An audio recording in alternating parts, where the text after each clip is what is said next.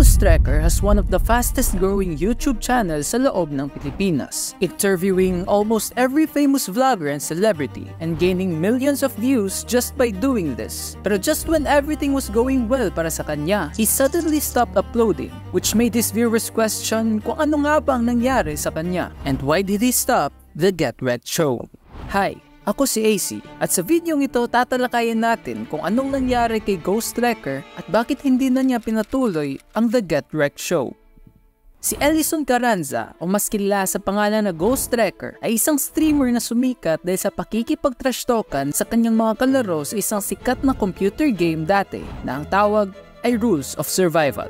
Ang ina mo, maingayang ka palalo. Kinangina mo, bugbago, dignidad. Bibigyan ka ng pagkakataon para mamili. At nung napansin niya na mas dumami pa ang mga taong nanonood sa kanya, pinagpatuloy niya lamang ang toxicity na ito, uploading trash talk content after trash talk content hanggang sa dumating ang araw na sumikat na siya, collabing with famous people gaya ni Alodia at iba pang mga vloggers. Pero behind all of this rage and toxicity, mayroong isang wrecker na ginagawa lamang ang lahat ng kanyang makakaya para pasayahin ng mga taong nanonood sa kanya. Marami nagsasabi sa akin na sama ng ugali mo, demonyo ka, walang yaka. Sabi ko na lang sa kanila, pasensya na ako. Dito po kasi ako pinapanood ng mga tao eh. Dito po kasi ako nakilala. Dito po ako minahal ng karamihan. Ayon pa kay Wrecker, ang pakikipag-trash talk daw niya sa internet ay isang palabas lamang, isang online personality na kanyang ginawa para maaliw ang mga taong nanonood sa kanya. At habang pataas na ng pataas ang mga followers ni Wrecker, napansin niya na parang wala na siyang oras para sa mga bagong bagay, kaya he decided na huminto sa pag-stream at mag-focus na lamang sa paggawa ng content, posting an announcement noong December 31, 2022. Stating na, "This is my last day as a Facebook streamer, from Ross to Dota 2 to Call of Duty Mobile to Mobile Legends Bang Bang to GTA 5. Salamat ng marami sa pagtanggap sa akin. Sa mga nanonood sa akin bilang isang streamer, kita-kit sa aking mga vlog and prods and contents. Salamat sa pagsama sa akin sa 4 years na trash talkan sa stream. I love you all. Happy New Year everyone. Salamat po sobra." Pero bago mangyari ang lahat ng ito, sa taong 2022 din ni Wrecker sinimulan ang kanyang isang YouTube channel na ang pangalan ay The Get Wrecked Show. Ang Get Wrecked Show ay isang channel ni Wrecker na kung saan nag-i-interview siya ng mga iba't ibang vloggers at celebrities, making fun of them, o kaya naman si Wrecker ang ginagawa nilang katatawanan. Baliw ka ba? Siguro, yun asar sa akin na dati. Anong asar sa'yo? Yung sinabi mo. Uploading his first episode noong October of 2022 featuring Caloocan Boy. Mapapangiti ka na lang talaga sa nakakaaliw na mga banat nilang dalawa, even calling themselves gago na parang mga tanga. Oh, gago lang ako, gago lang talaga. Ikaw, gago ka? Gago din, boss. Gago ka? Gago talaga. Gago ako? Gago ka, gago din ako. Gago ka pala eh! Gago ka din. Gago tayo eh! And not only did the people like the video, but they also loved it. Angas ni Wrecker, may ganito siyang segment, hindi lang puro laro at vlogging. Big respect for Caloocan Boy. Angas legit, funny na meron moral lesson. Nice one, Ellison.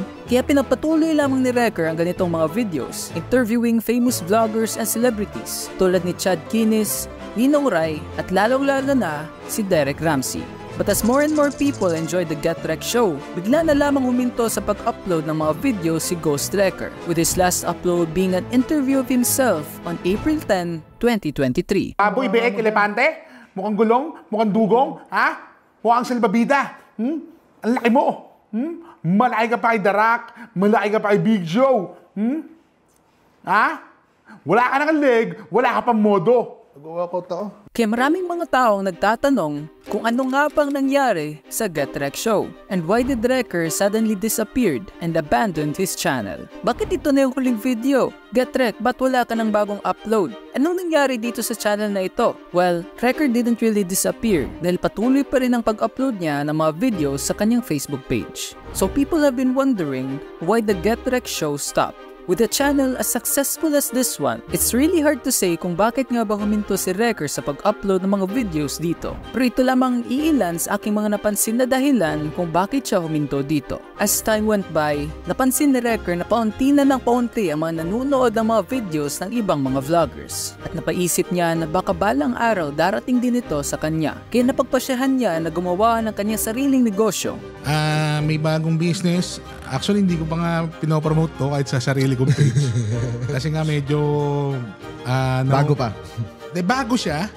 Pero at the same time, ang daming kliyente agad. Sa panahon din nito, hindi niya pa inilalabas sa public na mayroon siyang negosyo dahil baka daw hindi niya ito ma-handle kung sobrang daming tao ang magpapagawa sa kanyang negosyo. At baka din ito naging dahilan sa biglaang pagtigil niya sa pag-upload ng videos sa GetRec Show at yun ay ang mag-focus sa kanyang negosyo. Another reason din kung bakit siya huminto ay dahil habang ini-interview siya ni Dog Brock ay mayroon siyang nasabi tungkol sa kanyang anxiety na habang umiinom daw siya ng alak ay nararamdaman niya na nabuboost ang kanyang confidence at pag huminto naman daw siya sa pag-inom ay dito na bumabalik ang kanyang anxiety. Ayan, may tama ka ngayon.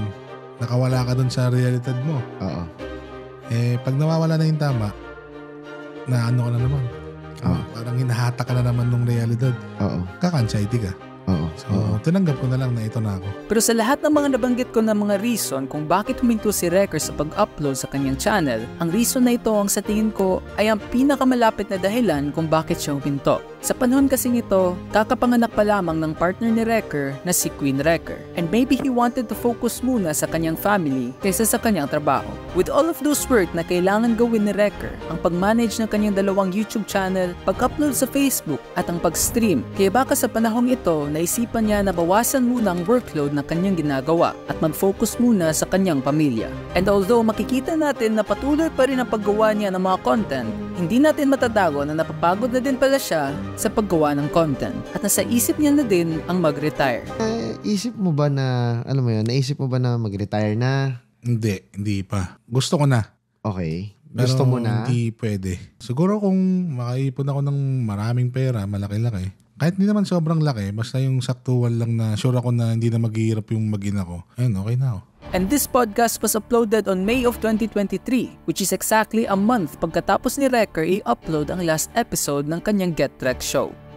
Anyway, si Wrecker ngayon ay huminto na talaga sa kanyang dalawang YouTube channel. With their last uploads noong October 2022 at April 2023, makikita na lang natin na nag-focus na lamang si Wrecker sa pag-upload ng videos at pag-stream sa Facebook. Making people wonder kung prank nga lang ba ang kanyang post dati na hihinto na siya sa pag-stream. Dahil ngayon, nag-i-stream pa rin siya sa Facebook. Pero hindi na ito tulad ng dati na mga gaming at trash talkan na content. Kundi ang ginagawa niya ngayon ay ang pag-stream ng sugal at ang pag-promote ng mga ito. Putang ina mo, Ayan! Gago ka! Demo account na naman yan, bro. Dapat real money nyo. Nagloloko kayo sa tao para mag-register ng link nyo. Peke yung reaction kasama sa pag-promote yan para mas lalong maingganyo mga gustong maglaro. Pero in the end, ang lahat ng mga nabanggit ko sa video ito ay base lamang sa aking research. At hindi talaga natin alam kung ano ang tunay na dahilan kung bakit huminto si Wrecker sa pag-upload ng mga videos sa kanyang YouTube channel.